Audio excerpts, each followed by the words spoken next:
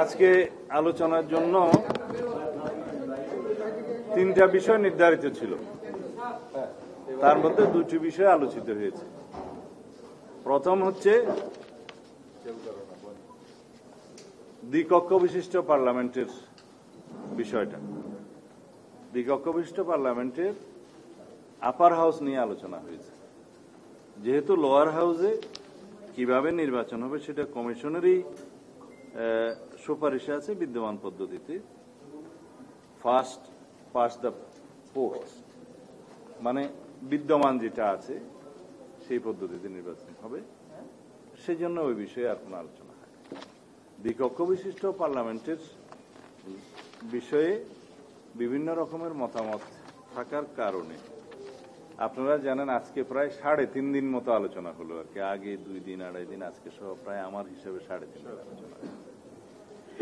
এখানে দ্বিকক্ষ বিশিষ্ট পার্লামেন্ট সৃজনের বিষয়ে মোটামুটি অধিকাংশ রাজনৈতিক দল একমত, কিন্তু তার গঠন প্রক্রিয়া কি হবে এবং তার পাওয়ার এন্ড ফাংশন কি হবে এ বিষয়ে ব্যাপক বিতর্ক আছে। আমাদের দলের পক্ষ থেকে আমাদের যে প্রস্তাব সেটা আমরা এখনো সেই জায়গায় আছি এবং আমাদের 31 দফার ভিত্তিতে আমরা যে আইডিয়া নিয়ে এই দ্বিকক্ষ বিশিষ্ট পার্লামেন্ট সৃজনের জন্য প্রস্তাব করেছিলাম সেটা হচ্ছে দেশের বিভিন্ন সেক্টরের যারা বিশিষ্ট জন, রাষ্ট্রবিজ্ঞানী, সমাজবিজ্ঞানী, বিভিন্ন শ্রেণী পেশার বিশিষ্ট জন এবং যাদের জাতি গঠনে অবদান আছে তাদেরকে নিয়ে এবং যারা পিছিয়ে পড়া জনগোষ্ঠী আছে বিভিন্ন শ্রেণী পেশার মানুষকে নিয়ে তাদের যে মেধা, প্রজ্ঞা এবং অভিজ্ঞতা সেটার কন্ট্রিবিউশন যাতে ন্যাশন বিল্ডিং অ্যাক্টিভিটিসে প্রতিফলিত হয় এবং জাতি সমৃদ্ধ হয়, সেই আইডিয়া থেকে আমরা এই প্রস্তাবটা রেখেছিলাম। এবং সেখানে আমরা 100 আসনের দ্বিকক্ষ বিশিষ্ট পার্লামেন্ট আপার হাউসের প্রস্তাব করেছিলাম। তাতে করে যারা ওখানে রিপ্রেজেন্ট করবেন তাদের নির্বাচন পদ্ধতি আমরা বলেছি বিদ্যমান যে সংবিধানে নারী সংরক্ষিত নারী আসন যেভাবে হয় আসনের অনুপাতে সেই হিসাবে সেখানে যাবে। তো এই বিষয়টা নিয়ে ব্যাপক বিতর্ক আজকে 3-4 দিন যাব, যে কেউ চান পিআর পদ্ধতিতে মানে প্রাপ্ত ভোটের অনুপাতে আসবে। তো এখানে আবার পাওয়ার ফাংশনের বিষয় আছে যে সাধারণ বিল কিভাবে পাস হবে, কনস্টিটিউশন অ্যামেন্ডমেন্ট হলে আপার হাউসে কিভাবে পাস হবে ইত্যাদি। তো ব্যাপক আলোচনার ভিত্তিতে কোথাও ঐক্যে আসা যায়নি, ঐক্যমতে আসা যায়নি। এখন দ্বিকক্ষ বিশিষ্ট পার্লামেন্টের প্রয়োজন আছে কিনা সেই প্রশ্ন অনেক দল তুলেছে, যে বাংলাদেশের মতো একটা আমাদের যে আর্থিক সক্ষমতা সেই বিষয়ে আরেকটি পার্লামেন্ট সৃষ্টি করা এবং সেই পার্লামেন্টটা যদি আসলে নিম্ন কক্ষের রেপ্লিকা হয় তাদের বক্তব্য অনুসারে, তাহলে সেটার প্রয়োজন আছে কিনা সেই প্রশ্ন উত্থাপিত হয়েছে। কারণ এটাও একটা আলাদা পার্লামেন্টের মতো ব্যয়বহুল একটা পার্লামেন্ট হবে।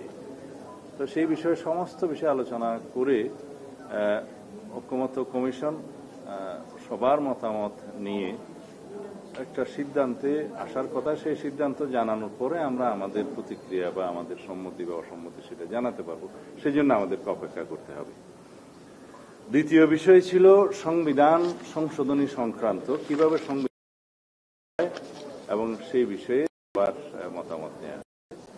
তবে সুখের বিষয় আমি একটা অ্যাডিশনাল প্রস্তাবও দিয়েছিলাম, সেটা মোটামুটি সবাই গ্রহণ করেছে। সেটা হয়তো ঐক্যমত্য কমিশন যখন এখানে প্রেস ব্রিফিং আপনাদের সামনে করবেন তখন হয়তো ওনারা বলতে পারে।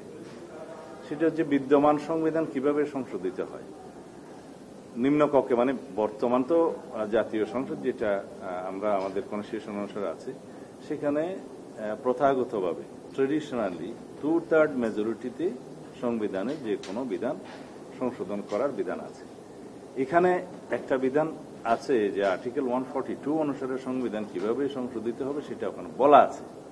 তার মধ্যে বলা আছে যে সংবিধানের প্রস্তাবনা আর্টিকেল 8, 48, 56 এবং 142 ইটসেলফ, এখানে যদি কোনো সংশোধনী আসে, পরিবর্তন আসে, সেটা পাশ হওয়ার পরেও রাষ্ট্রপতির সিগনেচারের আগে সেটা গণভোটে দিতে হবে। সেই গণভোটের বিধানটা এই জন্য রাখা হয় এই যে যেমন প্রস্তাবনা সংবিধানের একটা মৌলিক বিষয়, এবং আর্টিকেল 8 হচ্ছে সে রাষ্ট্র পরিচালনার মূলনীতি, আর্টিকেল 48 হচ্ছে এটা রাষ্ট্রপতি সংক্রান্ত, 56 প্রধানমন্ত্রী সংক্রান্ত সংসদীয় ব্যবস্থা থাকবে কি থাকবে না এই সংক্রান্ত, এবং 142 হচ্ছে যেভাবে সংবিধান সংশোধিত হয় সেই সংবিধান সংক্রান্ত। তো এগুলো অত্যন্ত গুরুত্বপূর্ণ। এখানে যদি কোনো চেঞ্জ আসতে হয় তাহলে সংবিধানে উল্লেখ করা আছে এগুলো আবার জনগণের কাছে যেতে হবে গণভোটের জন্য। এখানে আমি প্রস্তাব করেছি আমরা যেহেতু আরো শক্তিশালী অবস্থা করতে চাই যাতে ভবিষ্যতে যে কেউ তত্ত্বাবধায়ক সরকারে যেন হাত না দিতে পারে।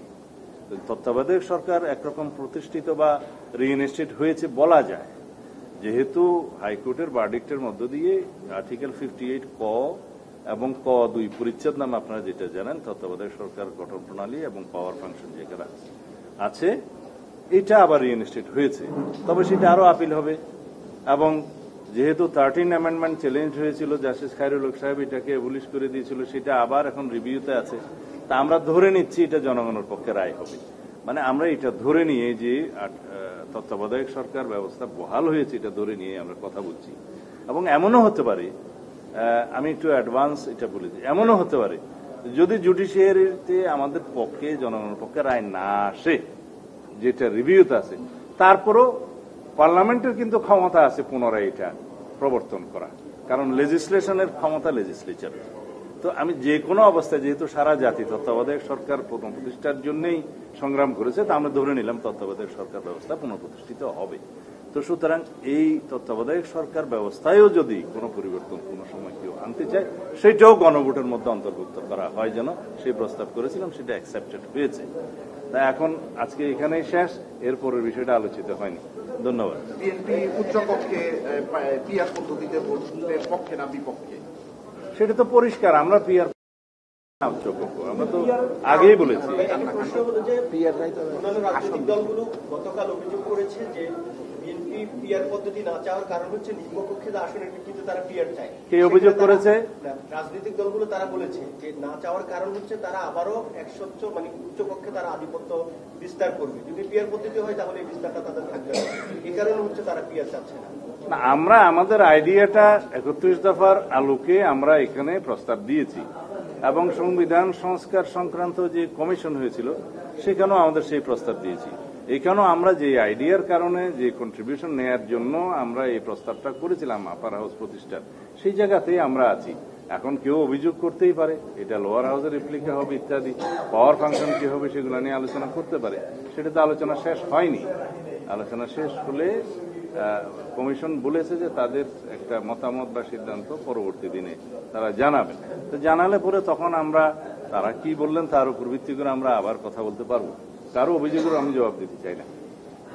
Thank you.